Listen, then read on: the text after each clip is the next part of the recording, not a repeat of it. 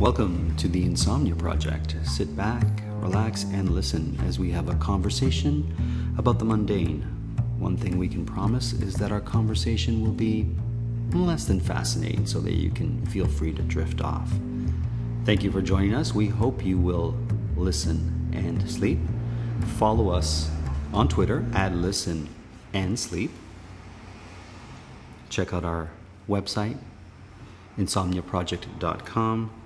I'm your host, Marco Timpano, and joining me today, I have the pleasure of welcoming a dear friend and talented jeweler, George Sismanis. Welcome to the podcast, George.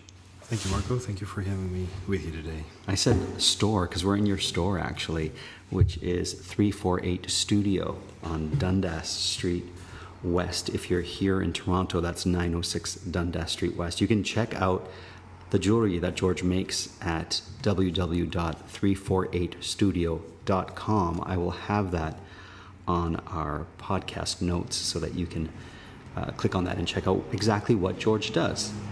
So George, what brought you to jewelry making? Initially, just the interest of, I just fell in love with crafting, actually. Okay. All my career started in a pretty young age. I started from preparing for studying actually fine arts, initiated from painting and sketching and designing. Right. I always think that there was kind of like a curse with children that actually start really early in any type of art. Why is that? Because I think that eventually you just get fed up with repeating the same way of training and teaching that actually applies in the world. So I think that eventually I was about 13 or 12 years of age when I decided I really don't want to do that anymore. Imagine that my studies actually started with private lessons with a painter, a really good painter actually, from the age of 6. So I've been in this for many years. And honestly, as I said, just at some point I got sick of painting. And that's exactly when, almost towards the end of high school, I was preparing with more intense lessons for just the major examinations for the entrance in the Faculty of Fine Arts. That is in Greece, where my background is from, actually. And honestly, it's a very competitive school to enter. I see. And I remember I was in this, one of the best probably schools that can actually prepare you for something like that. And we're sharing a big building with all the guys that were preparing their portfolios and they were actually working on projects to go abroad. And I remember that I was feeling that my side of the story didn't have any interest when they always had some project to work on and all. So I honestly just stopped being in love with actual fine arts because I felt that it was almost in an oxymoron, no creativity around that. So I thought that, okay, I don't really want to do this forever.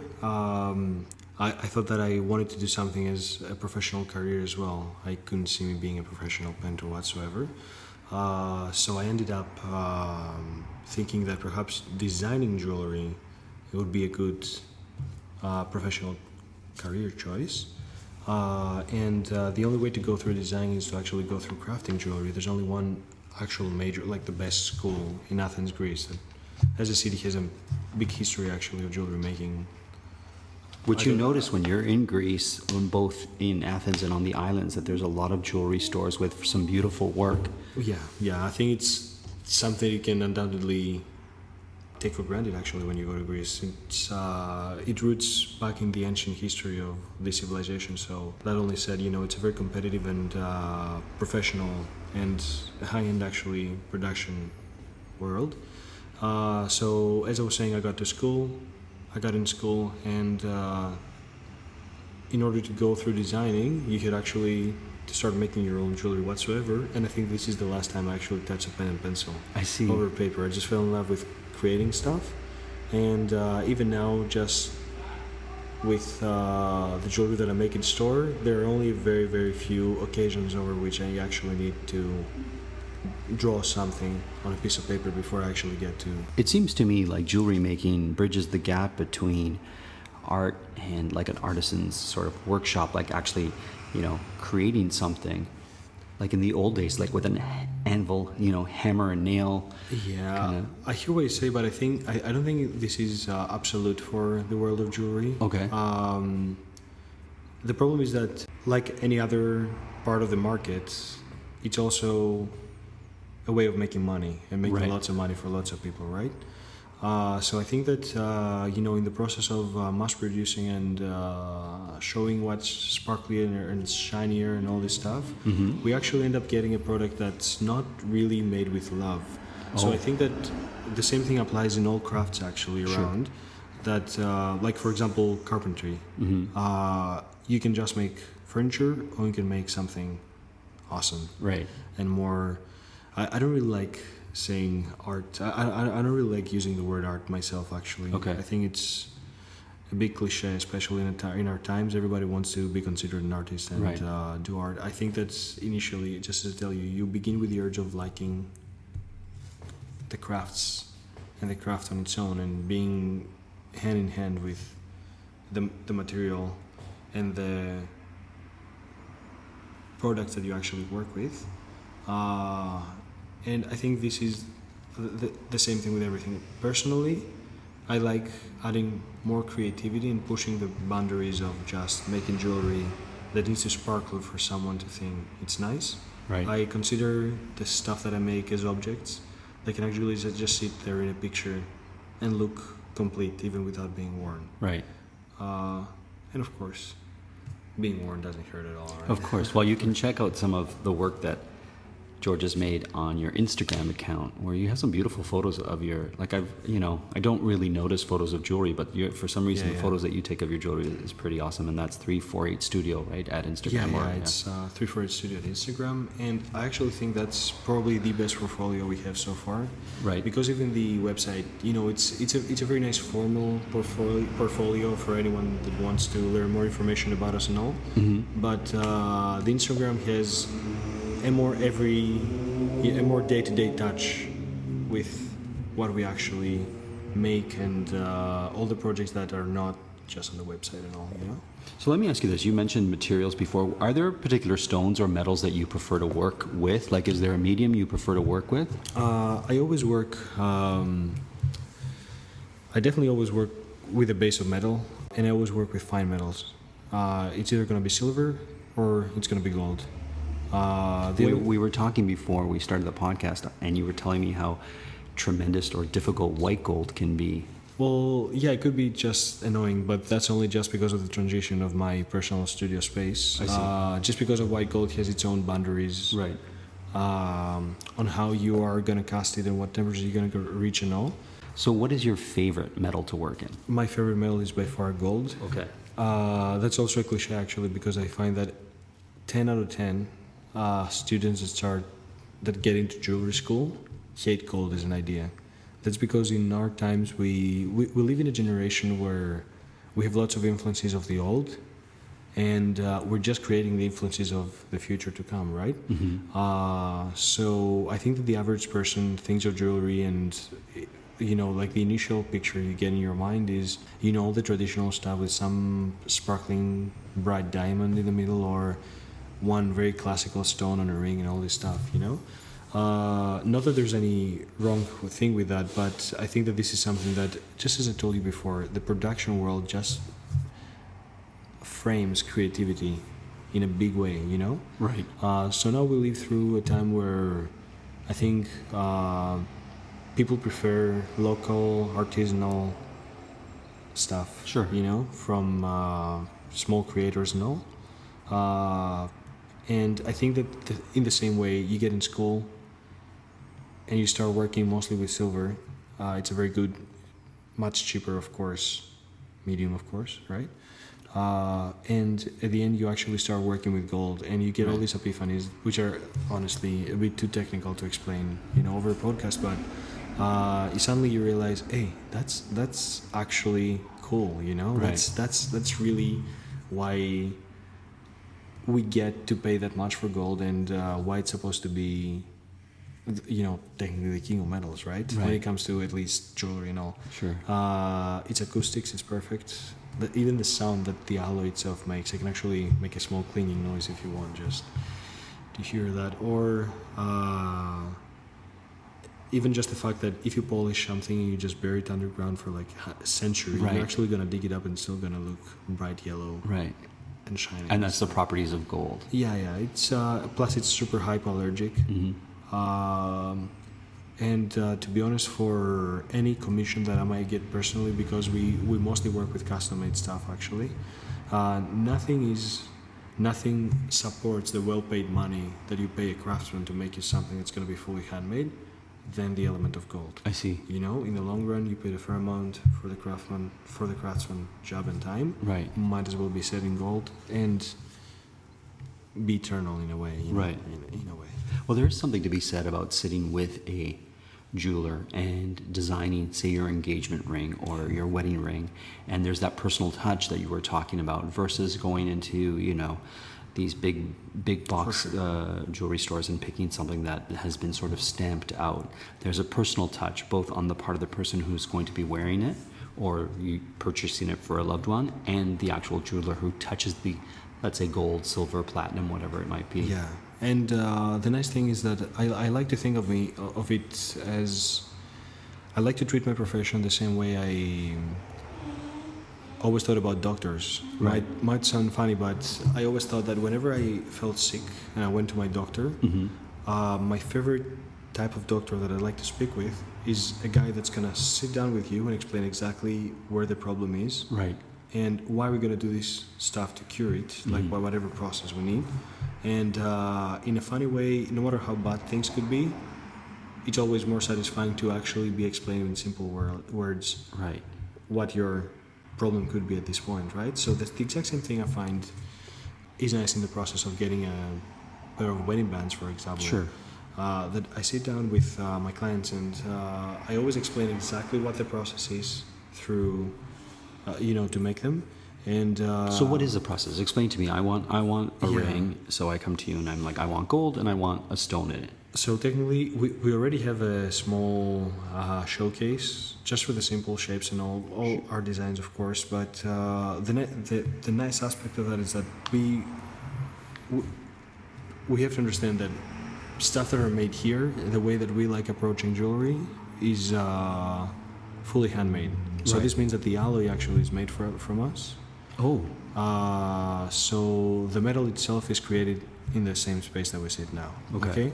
It's not something that I will go get cast and then just clean up and file in sand and make it presentable. Right. It's something that we create literally here. Okay. So what we do is we melt the metals, producing an alloy. An alloy, everybody knows the term carat. What a carat actually is, 24 carats speaks out for pure gold. I'm just going to give you an example with gold. And from then on, lowering the carats is not necessarily bad, and it's not just about the cost. It's also because all the pure form of the fine metals like silver and gold is super soft. Right. It's a super soft material that we need to make a bit harder. Yeah, because if you have a 24 karat ring, you're going to break it, bend it, nick it, dent it. And you know what? And the funny thing is that in the long run, it's actually going to start dissolving on your finger. Right. By dissolving, I mean like consider your hands and your skin has a very soft sandpaper. Right. It keeps on rubbing the metal. Eventually, it's going to wear off. Sure. So what we do is we lower the carats. The most common and what we actually work with is 18 carats. Okay. We work with 18 carats because it's closer to purity. Right. So this means softer. This means it allows more elasticity and all because we need to shape and form the metals into the shapes that we need to before we start filing down and sculpting actually from then on. The problem is that the lower we go the carats, it's going to get, like the metal itself reacts negatively to any change of shape and all. So it might end up showing up cracks and, just being strained in a bad way. Right. By shaping. So what we actually do, as I said, we make the alloy, 18 carats, and then from that we actually shape by forging and hammering. Hammering is the process of hardening metals. I bet everybody has this picture in their mind of an old metalsmith hammering a piece of metal to make it into a sword. Okay? Sure. And that's what actually makes the sword reliable of not breaking and bending, you know what I mean, through any situation you might need to use, or knives or anything. So the same process actually is used here. less amazing. It doesn't look as, you know, awesome as a guy forging a piece of metal to produce a knife, you know, over fire. Sure. But still in the same way, what you do is you heat up and then you hammer again, and you heat up and you hammer again, and eventually you stop heating up and you keep on hammering. So this actually, it's, let's say, makes the metal itself more compact. You know what I mean? Like this hardens the metal enough. So this, of course, results to a tougher, more enduring piece of jewelry, of course, because especially wedding rings, wedding bands is something we really enjoy making. Right. Because of the process that we use, actually, it's a more long-lasting piece of jewelry, and if you think about it, it's a very important one, right? Of course. Like anyone who comes in here trusts us to deliver something that's going to be worthy enough to wear for their for the rest of their lives, right? And symbolic, of course. Yeah, and symbolic. So, like it's an altogether process. We get to produce, we get to craft, and we get to satisfy and be part of this really nice situation, actually, like wedding and all. And, you know. Here's how to stay alive longer so you can enjoy Boost Mobile's unlimited plan with a price that never goes up. Do not mistake a wasp nest for a piñata. Stay alive and switch now at Boost Mobile. After 30 gigs, customers may experience slower speeds. Customers will pay $25 a month as long as they remain active on the Boost Mobile Unlimited plan. Knock, knock. Ooh, who's there? A Boost Mobile expert, here to deliver and set up your all-new iPhone 17 Pro, designed to be the most powerful iPhone ever. You call that a knock-knock joke? This isn't a joke. Boost Mobile really sends experts to deliver and set up your phone at home or work. Okay, well, it's just that when people say knock-knock, there's usually a joke to go with it. Like I said, this isn't a joke. So the knock-knock was just you knocking? Yeah, that's how doors work. Get the new iPhone 17 Pro delivered and set up by an expert wherever you are. Delivery available for select devices purchased at boostmobile.com. Terms apply. We live in a culture obsessed with dieting, weight loss, and exercise. And that can make eating disorder behaviors easy to miss. But the reality is, eating disorders are serious mental illnesses that take a major toll on your health and your life. But recovery is possible. Eating disorders are more common than you might think. Chances are you know someone who is struggling with one. Or maybe you're struggling yourself. If you're concerned about an eating disorder in yourself or a loved one, I want to introduce you to Equip. Equip is a fully virtual, evidence-based eating disorder treatment program that helps patients achieve lasting recovery at home. Every Equip patient is matched with a multidisciplinary care team that includes a therapist, dietitian, medical provider, and mentors. And you get a personalized treatment plan that's tailored to your unique goals and challenges. Equip treats patients of all ages and all eating disorder diagnoses. It's covered by insurance, and there's no wait list. If you think that you or a loved one could be struggling with an eating disorder, don't wait to get help. Visit equip.health to learn more. That's equip.health. So, yeah, I think... So yeah, forging, and then technically all rings initiate from the same visual point. Mm-hmm. It's just a hammered wedding, you know, like a hammered ring band. Right. And from then on, depending on the design that you actually want to apply to that, you start filing and sculpting technically just by, you take off chunks of metal to end up to the shape that you actually desire to get. Are there stones you don't like working with? I don't like diamonds at all. Really? Yeah, I personally believe that although, yes, they are bright and they technically it's carbon. Right. It's just a version of carbon. It could be the same thing as your pencil tip, you know? Sure. Like graphite. Mm-hmm. I personally think that's it's a commercial, like bubble. Okay. Trying to sell something that's going to be eternal and all. Right. But I personally never liked working with diamonds. I think that in the gemstone, everything is made by nature. Right. We've got beautiful colors. We've got beautiful characteristics of other stones, of other gems, that I personally find much more magical. So what's an underrated stone, would you say? A stone that you're like, I wish more people really like this stone because it's such a beauty. I think tourmaline is one of these stones, actually. It's one of my personal favorite stones, if not my personal favorite, actually. It's a stone that is actually precious. We're talking about a precious stone, not even a semi-precious. Almost to the grade of a good sapphire and ruby, Okay. So the beauty about that is that you can actually find lots of colors of tourmalines. Okay. In their crystallic form, they can still be used and they're quite beautiful. By crystallic, I mean just the raw, small crystals crystals, you know, the small crystals that you get from nature and are just beautiful. And in a funny and sad way, actually, they start running out. Oh, really? So good tourmalines are less likely to be found, Okay. especially in perfect pairs and all. I see. So eventually we know we're not going to be able to find anymore. Right.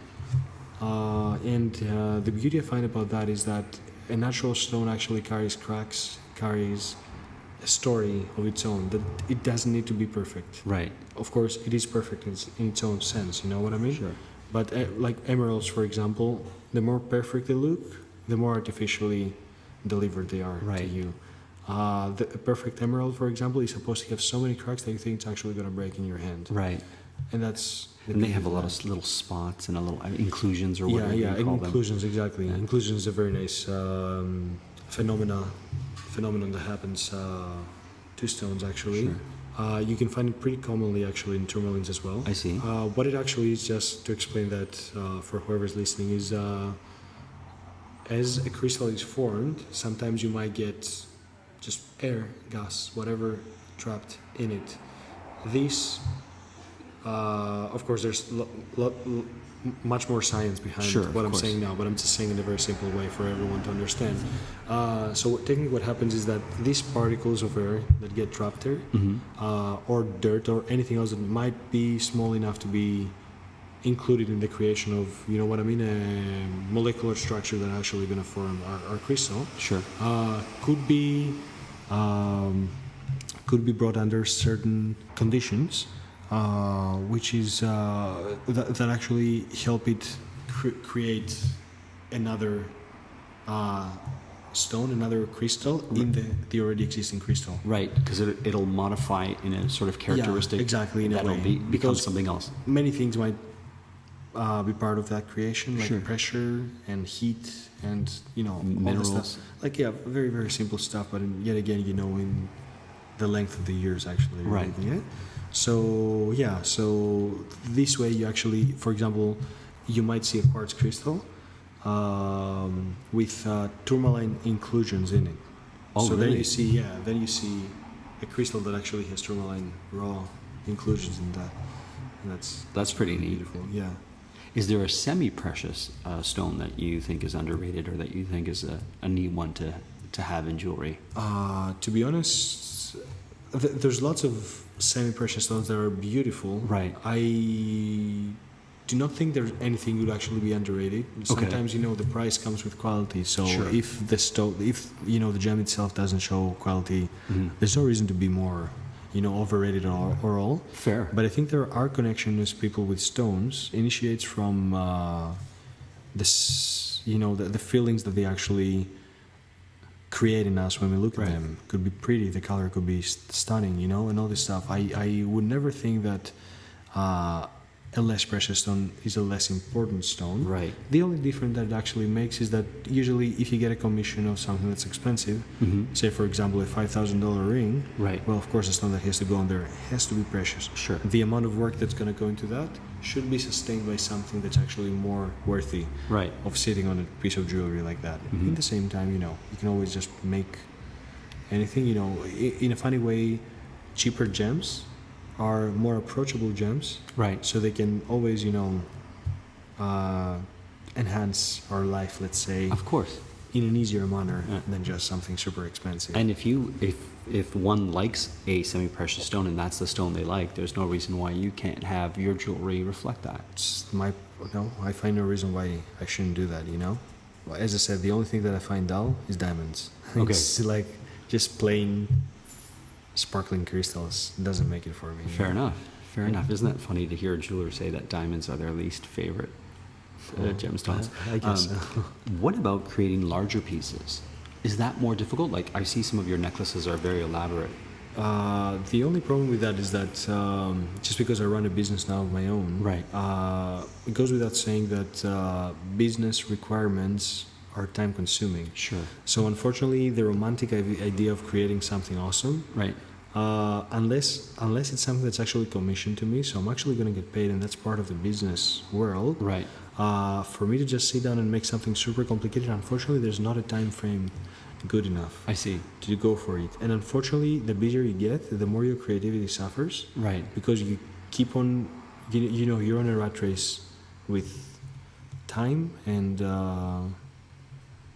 it's just, as I said, it's just so time consuming that creativity can actually be set aside for a while. Of course, the urge of creating always is there, and the thirst for it is going to get you back on track for sure.